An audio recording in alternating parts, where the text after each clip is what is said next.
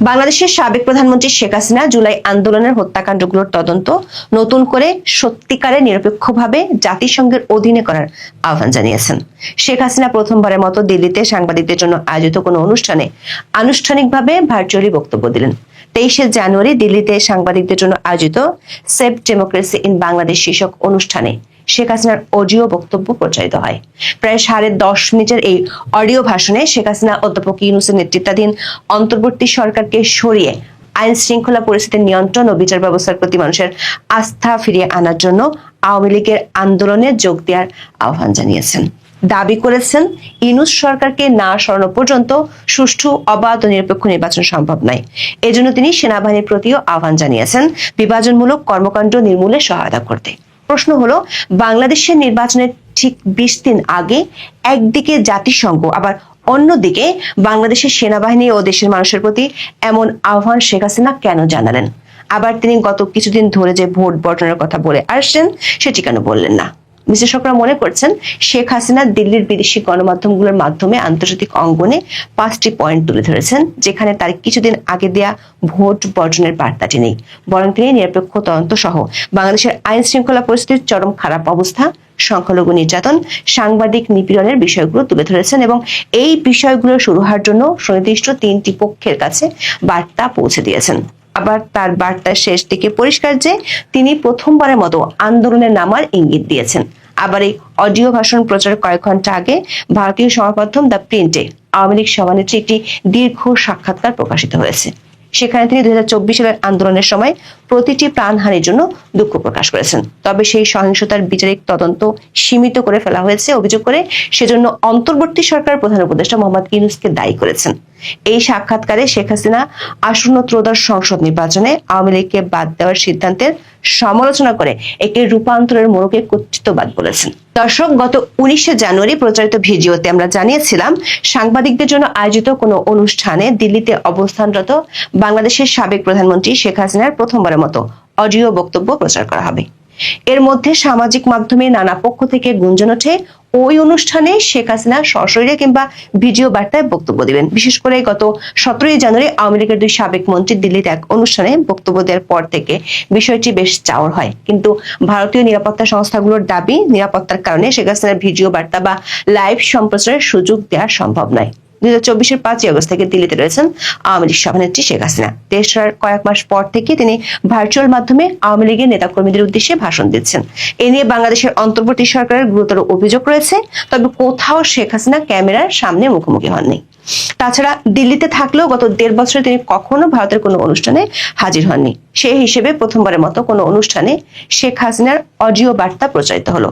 আওয়ামী লীগ সভানেত্রী শেষ পর্যন্ত ক্যামেরার সামনে ভাষণ না দিলেও শুক্রবারের অনুষ্ঠানে তার উপস্থিতিকে রাজনৈতিক এবং কূটনৈতিক দিক থেকে অত্যন্ত গুরুত্বপূর্ণ এবং সময়টি যথেষ্ট তাৎপর্যপূর্ণ বলে মনে করা হচ্ছে। বিশেষ করে বাংলাদেশের নির্বাচনের 20 দিন আগে পয়েন্ট সহকারে তিনি এমন কিছু দাবি তুলে সংশ্লিষ্ট পক্ষগুলোর উদ্দেশ্যে তুলে ধরেছেন, যেগুলো নিয়ে গত কয়েক মাস ধরে আন্তর্জাতিক মহল ও মিডিয়াতে আলোচনা হচ্ছে। 23শে জানুয়ারির অনুষ্ঠানটির শিরোনাম হলো সেভ ডেমোক্রেসি ইন বাংলাদেশ বা বাংলাদেশের গণতন্ত্র বাঁচাও। অনুষ্ঠানটির আয়োজন করেছে দিল্লিতে অবস্থিত foreign correspondents club of south Asia. দিল্লির মাথুরিতে অনুষ্ঠিত এই অনুষ্ঠানে সশরীরে হাজির ছিলেন হিউম্যান রাইটস ওয়াচের মহাসচিব ইঞ্জিনিয়ার মোহাম্মদ এ সিদ্দিক, সাবেক শিক্ষামন্ত্রী মহিবুল হাসান চৌধুরী নফেল ও অভিনেত্রী রোকেয়া প্রাচী। এছাড়া ভার্চুয়াল মাধ্যমে যোগ দেন সাবেক পররাষ্ট্রমন্ত্রী আব্দুল মোমেন, সাবেক তথ্যমন্ত্রী মোহাম্মদ আলী আরাফাত এবং সাবেক সংসদ সদস্য হাবিব মিল্লাত। অনুষ্ঠানের এক পর্যায়ে শেখ হাসিনার অডিও ভাষণ প্রচার করা হয়। শেখ হাসিনা তার ভাষণের শুরুতে দাবি করেন, চরমপন্থী সাম্প্রদায়িক শক্তির ভয়াবহ আক্রমণে বাংলাদেশ আজ এক অতল গহ্বরের যুগে দাঁড়িয়ে আছে। তিনি এই পরিস্থিতির জন্য বরাবরের মতোই অধ্যাপক ইউনূস ও তার সরকারকে দায়ী করেন। বলেছেন, গণতন্ত্র এখন নির্বাসিত, মানবাধিকার পদদলিত হয়ে গেছে ধুলোতে। সংবাদ মাধ্যমের উপর নিপীড়ন, সংখ্যালঘু ও নারী নির্যাতনের কথা তিনি আন্তর্জাতিক মহলে তুলে ধরেছেন। বাংলাদেশের আইন শৃঙ্খলা পরিস্থিতির চরম অবনতির কথা তুলে ধরে শেখ হাসিনা দাবি করেছেন, জঙ্গি চরমপন্থার উন্মাদনা দেশ জুড়ে আতঙ্কের সৃষ্টি করেছে। তার মতে এর চেয়েও ভয়াবহ ব্যাপার হলো বাংলাদেশের ভূখণ্ড ও সম্পদকে বিদেশি স্বার্থের জন্য লুণ্ঠনের একটি বিশ্বাসঘাতক ষড়যন্ত্র করা হচ্ছে। বাংলাদেশকে বহুজাতিক সংঘাতের চুল্লির দিকে ঠেলে দেওয়া হচ্ছে। এর পরপরে তিনি বক্তব্যে সেনাবাহিনীকে উদ্দেশ্য করে বাংলাদেশকে ঐক্যবদ্ধ করতে এবং বিভাজনমূলক কর্মকাণ্ড নির্মূল করতে সহায়তা করার আহ্বান জানান। এরপর শেখ হাসিনা 5টি পয়েন্ট বা দফা তুলে ধরেন। প্রথমটি হলো অবৈধ সরকারকে অপসারণ করে গণতন্ত্র পুনরুদ্ধার করা। তিনি মনে করেন অধ্যাপক ইউনূসের অধীনে বাংলাদেশে কখনোই অবাধ ও সুষ্ঠু নির্বাচন হবে না। দ্বিতীয়ত, প্রতিদিনের সহিংসতার অবসান ঘটানো ও অর্থনীতিকে উন্নত করা। তৃতীয়ত, ধর্মীয় সংখ্যালঘু গোষ্ঠী, নারী ও মেয়েদের নিরাপত্তা নিশ্চিত করা। চতুর্থত, বিচার ব্যবস্থার প্রতি আস্থা ফিরিয়ে আনা। সবশেষ তিনি জাতিসংঘকে গত বছরের ঘটনাবলী নিয়ে নতুন ও সত্যিকারের নিরপেক্ষ তদন্ত করার আহ্বান জানান। এখানে তিনি দাবি করেছেন বাংলাদেশের মানুষের পাশে আন্তর্জাতিক সম্প্রদায় আছে। বিশ্লেষকরা মনে করছেন শেখ হাসিনার এই ভাষণে প্রথমবারের মতো শুধু আন্তর্জাতিক সম্প্রদায় নয়, বাংলাদেশের সেনাবাহিনী ও দেশের মানুষের উদ্দেশ্যে বার্তা দিয়েছেন। কয়েকদিন আগেও দলের নেতাকর্মীদের উদ্দেশ্যে দেওয়া অডিও বার্তায় ভোট বর্জনের কথা বলেছেন। আওয়ামী লীগের পক্ষ থেকে বলা হচ্ছে নো ভোট নো ভোট। দলটি বলছে ব্যালটে নেই নৌকা, বুথ থাকবে ফাঁকা। দলের সমর্থকরা বলছেন ভোট বয়কট করতে, কিন্তু 23শে জানুয়ারি সাংবাদিকদের উদ্দেশ্যে দেওয়া অডিও ভাষণে তিনি ভোট বর্জনের কথা বলেননি। বলেছেন অধ্যাপক ইউনূসের অধীনে কোনো নিরপেক্ষ ও সুষ্ঠু নির্বাচন সম্ভব নয়। বিশ্লেষকরা বলছেন 2024 সালের 5ই আগস্ট শেখ হাসিনা দিল্লি যাওয়ার পর থেকে তার যে রাজনৈতিক তৎপরতা, সেটিতে 23শে জানুয়ারির পদক্ষেপটি হলো তৃতীয় পদক্ষেপ, যেটি বেশ তাৎপর্যপূর্ণ। প্রথম দিকে শেখ হাসিনা দলের নেতাকর্মীদের উদ্দেশ্যে অডিও বক্তব্য দিতেন। এরপর দ্বিতীয় ধাপে বেশ কয়েকটি আন্তর্জাতিক সংবাদ মাধ্যমে সাক্ষাৎকার দেন। সব সাক্ষাৎকারই তার মূল কথা, আওয়ামী লীগকে নির্বাচনে অংশ নিতে দেওয়া হোক। জনগণ যে দলকে বেছে নেবে তারা সরকার করবে, কিন্তু শেখ হাসিনা ও তার দলের নেতাকর্মীদের সরাসরি ভারতে অনুষ্ঠান করা কিংবা বক্তব্য দিতে দেখা যায়নি।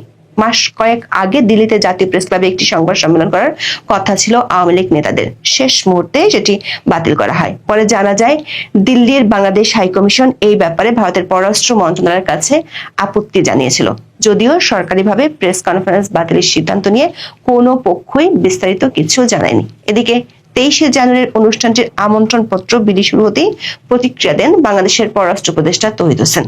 তিনি এক সাক্ষাৎকারে বলেছেন বাংলাদেশ সরকার চায় না শেখ হাসিনা ভারতে বসে বিবৃতি দিক। প্রশ্ন হলো, মাস 6 আগে আওয়ামী লীগ নেতাদের দিল্লির অনুষ্ঠানে শেষ পর্যন্ত সায় না দেওয়া ভারত সরকার কেন শুক্রবার স্বয়ং শেখ হাসিনার অডিও ভাষণ বিদেশি সাংবাদিকদের জন্য প্রচারের সুযোগ দিল? সূত্রগুলো বলছে গত কয়েক সপ্তাহে বাংলাদেশ নিয়ে আন্তর্জাতিক পক্ষগুলোর মধ্যে বেশ কয়েকটি বৈঠক অনুষ্ঠিত হয়েছে। সেসব বৈঠকে যেসব সমঝোতা হয়েছে তার কিছুটা আঁচ মিলে শেখ হাসিনার 23শে জানুয়ারির বক্তব্যে, যেখানে তিনি জাতিসংঘের অধীনে নিরপেক্ষ তদন্তের কথা বলেছেন, ভোট বর্জনের কথা না বলে সেনাবাহিনীর উদ্দেশ্যে বার্তা দিয়েছেন। আবার বলেছেন অধ্যাপক ইউনূসের অধীনে সুষ্ঠু ভোট সম্ভব নয়। বিশ্লেষকরা মনে করেন বাংলাদেশের সাবেক প্রধানমন্ত্রী শেখ হাসিনা প্রথমবারের মতো একসাথে 3টি পক্ষের উদ্দেশ্যে আহ্বান জানালেন এবং এর আগে তিনি এরকম দফা ভিত্তিক কোনো বক্তব্য দেননি, যেখানে শুক্রবারের বক্তব্যে 5টি দফা তুলে ধরেছেন। আবার বক্তব্যের শেষ দিকে আন্দোলনের নামারও ইঙ্গিত ছিল, যেখানে যোগ দেওয়ার জন্য দেশের মানুষকে আহ্বান জানিয়েছেন।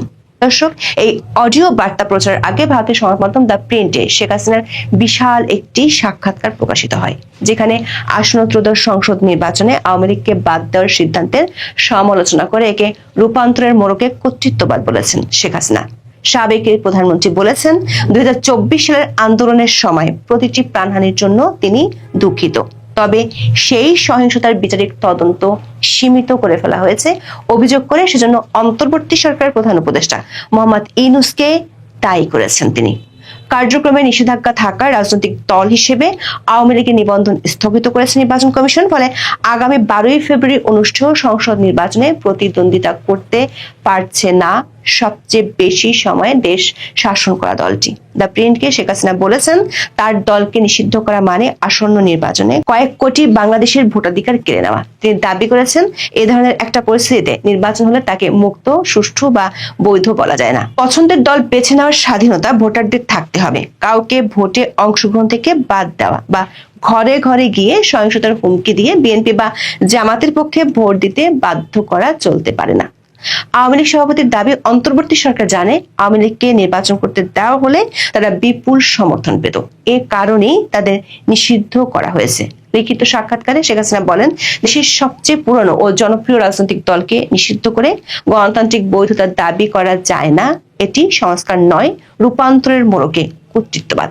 যদিও অধ্যাপক ইউনূস বরাবরই বলে আসছেন, আওয়ামী লীগকে নিষিদ্ধ করা হয়নি, তাদের রাজনৈতিক কার্যক্রম সাময়িকভাবে স্থগিত করা হয়েছে। তবে শেখ হাসিনার ভাষ্য, ওই পার্থক্য অর্থহীন, কারণ তার দল প্রচার চালাতে, সংগঠিত হতে বা নির্বাচনে অংশ নিতে পারছে না।